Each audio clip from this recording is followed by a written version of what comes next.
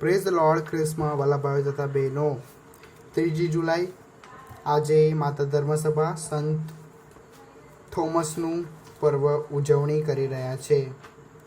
સંત થોમાસ પ્રભુ ઈસુના 12 શિષ્યોમાંના એક શિષ્ય હતા. તે ગલિલિયામાં રહેતા હતા. તે માછીમાર અને શિલ્પકાર હતા. સંત થોમાસ જિજ્ઞાસુ હતા. તેમને પ્રભુ પ્રત્યે વધારે જાણવાની જિજ્ઞાસા હતી. એમ આપણે પણ આપણા જીવનમાં પ્રભુ પ્રત્યે વધારે જાણવાની જિજ્ઞાસા અપનાવીએ.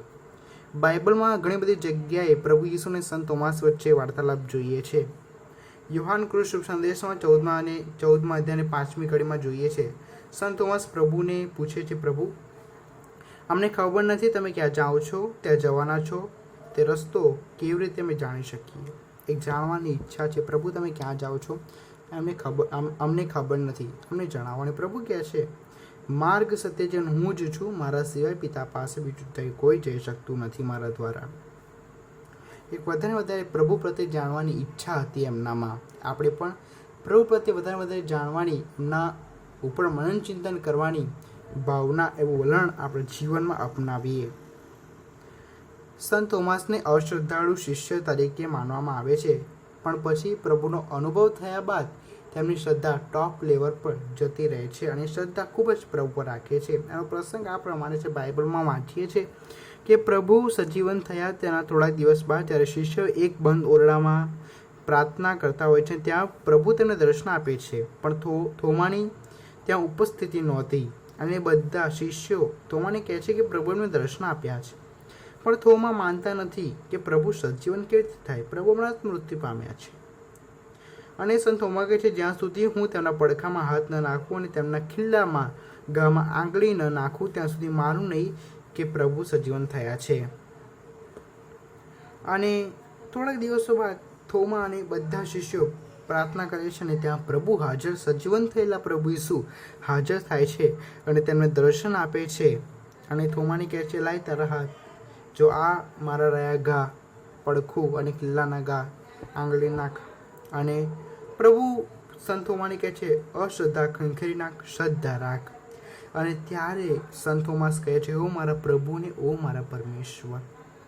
અને ત્યાં સંત થોમાસ એમની શ્રદ્ધાનો ઇકરાર કરે છે અને અશ્રદ્ધામાંથી એ શ્રદ્ધા રાખે છે, અવિશ્વાસમાંથી એ વિશ્વાસ રાખે છે. આપણે પણ એવી મજબૂત પ્રભુ પર શ્રદ્ધા રાખીએ.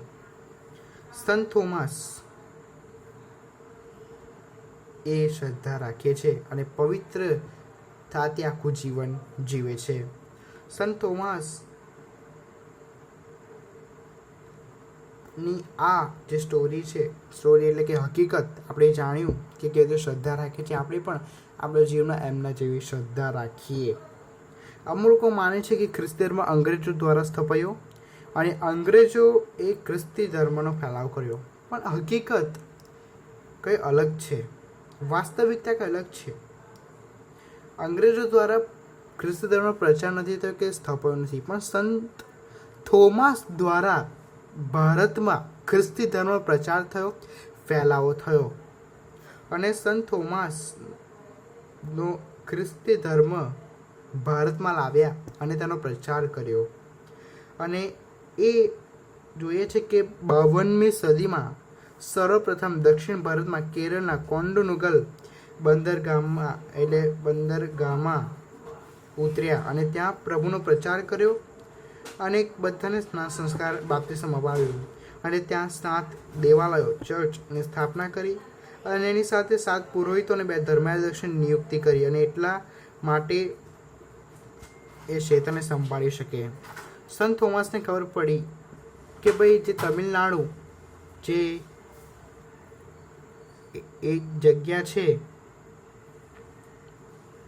ત્યાં કોરોમંડલ નામની જગ્યા છે, ત્યાં લોકો બહુ પ્રભુ પર શ્રદ્ધા રાખે, વિશ્વાસ રાખે. એટલા માટે સંત થોમાસ ત્યાં પ્રભુનો પ્રચાર કરવા જાય છે, પ્રભુનો પ્રચાર કરે છે અને ઘણા બધાને સ્નાન સંસ્કાર અપાય છે. અને એ કેટલાક ખ્રિસ્ત વિરોધોથી જોયું નથી જતું, એટલા માટે તેમને મારવા દોડે છે. તેમની પાસે ભાલો લઈને મારવા દોડે છે અને સંત થોમાસને તે ભાલાથી તેમને મારી નાખે છે. અને ત્યાં ઘૂંટણે પડીને સંત થોમસને જ્યારે ભાલો મારવામાં આવે ત્યારે ઘૂંટણે પડીને એ લોકો માટે પ્રભુ પાસે ક્ષમા માગે છે. પ્રભુ ક્ષમા કરી દે છે. આપણે ઘણા બધાને ક્ષમા નથી કરી શકતા, પણ સંત થોમસે શીખીએ જેમનું એમનું મર્ડર કર્યું અને મારી નાખ્યા એ લોકો માટે પ્રભુ આગળ ક્ષમા માગે છે. આપણે પણ એમના જેવા ગુણો અપનાવીએ, સંત થોમસ જેવા. અને આપણે શીખ્યા છે કે સંત થોમસની શ્રદ્ધા કેટલી મક્કમ હતી. અને સંત થોમસ એ ભારતમાં ખ્રિસ્તી ધર્મનો ફેલાવ કર્યો. અંગ્રેજો દ્વારા નહીં, પણ સંત થોમસે ખ્રિસ્તી ધર્મનો સ્થાપના કરી, પ્રચાર કર્યું. ત્રીજું શીખ્યા આપણે કે સંત થોમસની ક્ષમાની ભાવના હતી. જેમ પ્રભુની ક્ષમાની ભાવના, તેમ સંત થોમસમાં પ્રભુમાં જેમ ક્ષમાની ભાવના હતી, એમ સંત થોમસમાં હતી. અને એ જેમને મારી કાઢે એ લોકો માટે ક્ષમા માગે છે. અને સંત થોમસે આપણે આ 3 ગુણો, આમ તો ઘણા બધા ગુણો છે, પણ આ 3 ગુણો જો આપણે જેમાં અપનાવીએ તો પ્રભુ પર આપણી શ્રદ્ધા મક્કમ થાય, વિશ્વાસ મક્કમ થાય અને વધારે પ્રભુ પ્રત્યે જિજ્ઞાસા જાણવાની થાય, કે પ્રભુ ઉપર મનન ચિંતન કરી જિજ્ઞાસા થાય. એ સંત થોમસથી આપણે શીખી શકીએ છીએ. અને સંત થોમસ એવા પહેલા વ્યક્તિ છે કે જેમણે ભારતમાં આવીને ખ્રિસ્તી ધર્મનો ફેલાવો કર્યો, પ્રભુનો પ્રચાર કર્યો અને ત્યાં જ પ્રભુ માટે શહીદ થઈ ગયા, પ્રભુ માટે આખું જીવન અર્પી દીધું. અને એ સંત પિતરના શબ્દો સંત થોમસના જીવનમાં સાર્થક થયા. મારે મરવું એટલે લાભ, જીવવું એટલે ખ્રિસ્ત. સંત થોમસ આપણા માટે પ્રભુની વિનંતી કરે છે. આપણે પણ સંત થોમસ વિનંતી કરીએ, આપણા જીવનમાં શ્રદ્ધા મક્કમ બને. જો વિડીયો સારો લાગ્યો હોય, સંત થોમસ વિશે તમને જાણવાનું મળ્યું હોય, તો આ વિડીયોને લાઈક કરો, સબસ્ક્રાઈબ કરો અને શેર કરો.